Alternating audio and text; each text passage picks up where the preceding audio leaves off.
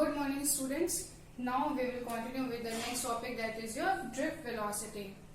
This is very important topic related to your chapter 3rd or whole physics. This is very important topic. तो देखते हैं ये है क्या, बट इसके पहले हमें इसके लिए जरूरी क्या क्या है. तो सबसे पहले देखते हैं drift velocity. But before that, velocity क्या है? तो velocity we know that displacement upon time. But what is drift velocity? तो इसके लिए कुछ इंपॉर्टेंट पॉइंट्स है जो हमें याद रखना पड़ेगा. That is your metal, positive ion, free ions, relaxation time and lattice point and many more. So देखते हैं. First of all, we have to focus on metal. Take a metal, normal metal, and there is a condition that there is an absence of battery. Means इसके आसपास हमने इसके दोनों cross section को किसी भी पॉजिटिव या नेगेटिव टर्मिनल के बैटरी से कनेक्ट नहीं किया है. मतलब किसी भी टर्मिनल को मैंने किसी भी बैटरी से कनेक्ट नहीं किया है. तो ये मेटल है, so there will be 100% two ions, that is positive ions and your negative ions. तो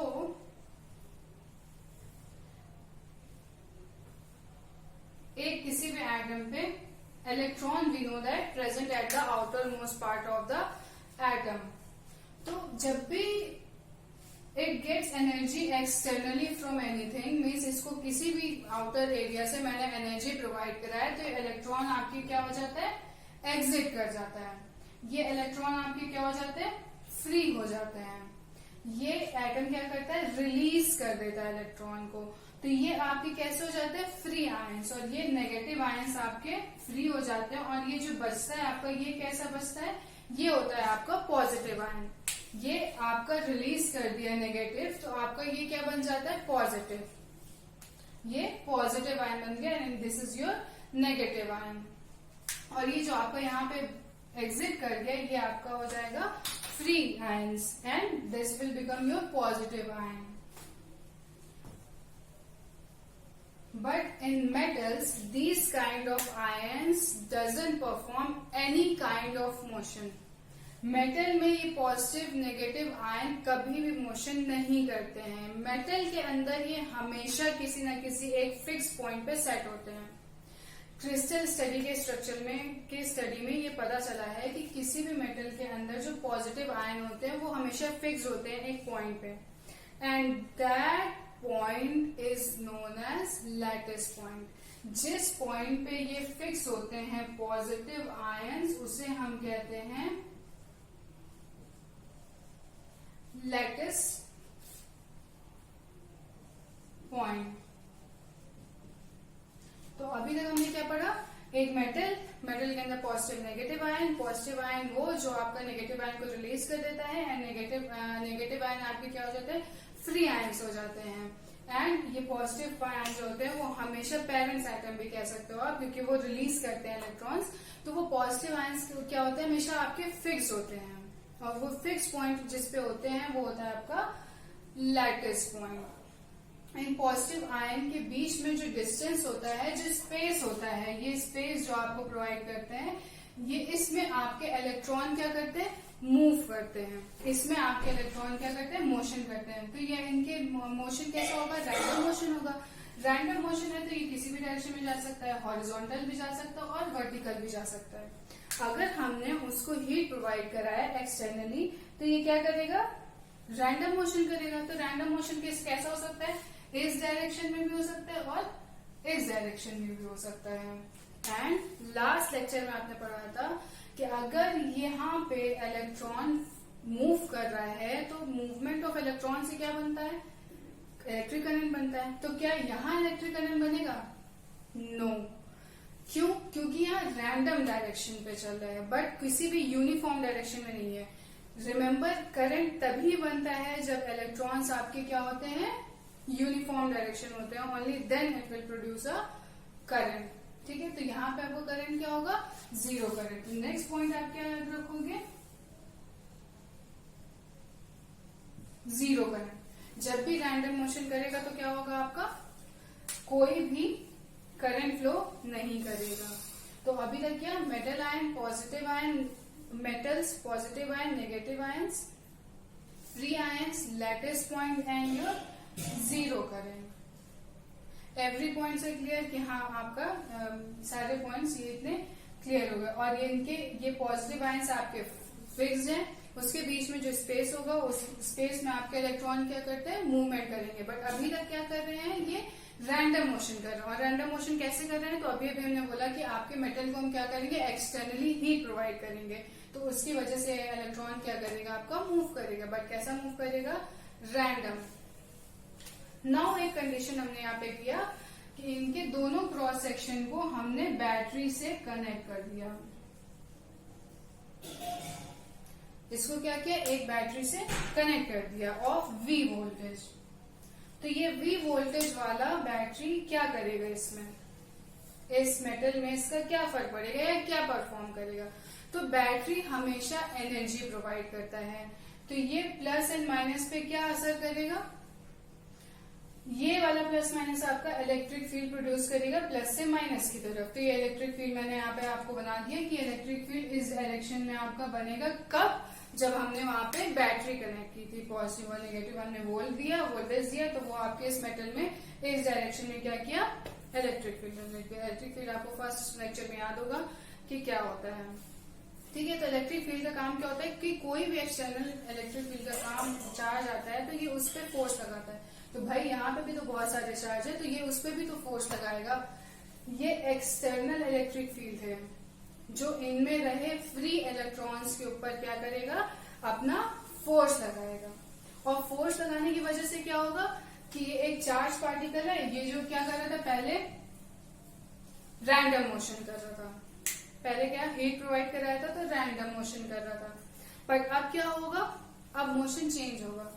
बट कैसे, बट उसके पहले रैंडम मोशन में हुआ क्या था, जब ये रैंडम मोशन कर रहा था तो ये हर बार आपके पॉजिटिव आयन से टकरा रहा था, और ये जब भी उससे टकरा रहा था तो उससे क्या हो रहा था, एनर्जी उसकी डाउन होती जाती। भाई कहीं भी हम बार बार लड़ रहे हैं तो हमारी क्या होगी, वीक होते जाएंगे हम। तो सेम यहाँ पे भी हो रहा था कि इलेक्ट्रॉन जब भी पॉजिटिव आयन से लड़ रहा था तो उसकी एनर्जी क्या होती जाती, डाउन होती जाती, और डाउन होते होते क्या हो जाती, खत्म हो जाती थी। यहाँ पे क्या होगा, ये कोलिजन के होते हुए भी जब बैटरी हमने कनेक्ट की तो वो उस आयंस को एनर्जी प्रोवाइड कराएगा। जो उसकी एनर्जी डाउन होती जा रही थी वो उसको एनर्जी प्रोवाइड कराएगा, और इस एनर्जी की वजह से जो उसमें डिस्प्लेसमेंट होगा वो आपकी होगी ड्रिफ्ट वेलोसिटी। उस डिस्प्लेसमेंट की वजह से जो इस इलेक्ट्रॉन में आपकी वेलोसिटी आएगी वो आपका होगा ड्रिफ्ट वेलोसिटी। देखो कितना इजी है, क्या था, जब भी इलेक्ट्रॉन को फ्री मोशन कर रहा था, रैंडम मोशन कर रहा था, तो वो आपका पॉजिटिव आयन से कोलिजन करके उसकी एनर्जी डाउन होती जा रही थी। जो डाउन होती है खत्म भी हो रही थी, मर रहा था, बट कॉन्टिन्यूअसली इस पॉजिटिव टर्मिनल ने क्या किया, उसको फोर्स देता गया, एनर्जी देता गया, और उस एनर्जी की वजह से इसमें क्या हुआ, डिस्प्लेसमेंट हुआ, और उससे वेलोसिटी आई, और वही वेलोसिटी आपका क्या हुआ, ड्रिफ्ट। तो देखो ये डिस्प्लेसमेंट कैसे कर रहा था, अभी पहले जो ये डिस्प्लेसमेंट हो रहा था इसका यहाँ आ रहा था, बट जैसे ही हमने इसको टर्मिनल से कनेक्ट किया तो क्या हुआ, इसका मोशन चेंज होके यहाँ आ गया। तो ये जो डिस्प्लेसमेंट हुआ इससे जो वेलोसिटी जनरेट हुई ये आपका होता है ड्रिफ्ट वेलोसिटी। तो ये होता क्या है, पहले तो हम इसका डेफिनेशन बता देते हैं। Suppose this is your positive ion, और मान लो इसके आसपास क्या है, नेगेटिव आयन है, दैट इज योर इलेक्ट्रॉन। तो ये पॉजिटिव आयन, ये इलेक्ट्रॉन, ये आपका क्या एक पर्टिकुलर टाइम पे आया, इससे कोलिजन किया और ये वापस चला गया, फिर ये कहीं से घूम फिर के आया और फिर इस पे कोलिजन किया और फिर से चला गया।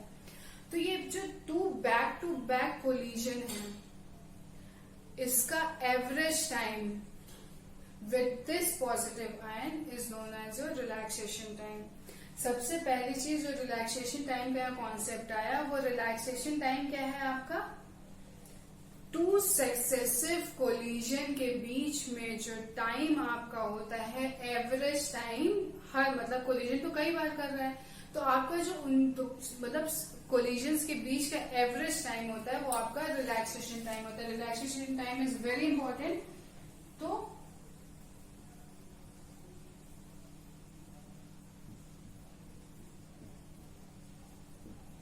रिलैक्सेशन टाइम कि यहाँ पे हमने बात की थी कोलिजन की, तो टू बैक कोलिजन के पे होने के टाइम पे जो एवरेज टाइम होता है बीच का वो क्या होता है आपका रिलैक्सेशन टाइम. तो ये रिलैक्सेशन टाइम का जरूरत कहाँ पे पड़ेगी या कैसा है, यहाँ पे ड्रिफ्ट वेलोसिटी में कैसे ये कॉन्सेप्ट आया तो वो हम देखते हैं. तो ड्रिफ्ट वेलोसिटी के लिए सबसे पहले हम इसका फॉर्मूला डिराइव करेंगे.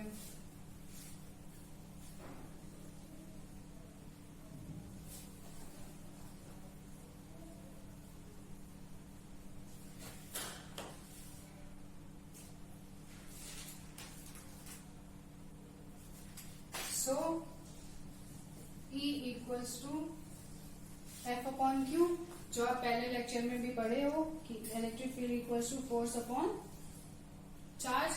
यहाँ पे चार्ज क्या है आपका, यहाँ पे चार्ज इलेक्ट्रॉन है, तो हम कैसे इसको लिख सकते हैं F इक्वल्स टू QE. यहाँ पे चार्ज आपका क्या था, इलेक्ट्रॉन था, तो F equals to E and capital ही हो गया, स्मॉल ई आपका इलेक्ट्रॉन और कैपिटल ई आपका इलेक्ट्रिक फील्ड हो गया. And now we also know that जब फोर्स लग रहा है तो force equals to mass into acceleration. तो ये फोर्स की वैल्यू यहाँ पुट करेंगे तो E इक्वल्स टू ma. अब हम यहाँ पे क्या लिख सकते हैं, A equals to E upon m. And what is velocity? Here, what we are talking about, drift velocity, that is denoted by Vd. And Vd की अगर हम drift velocity की बात करें तो velocity equals to acceleration into time. Acceleration into time. यहाँ पे time कौन सा आपका होगा, time आपका होगा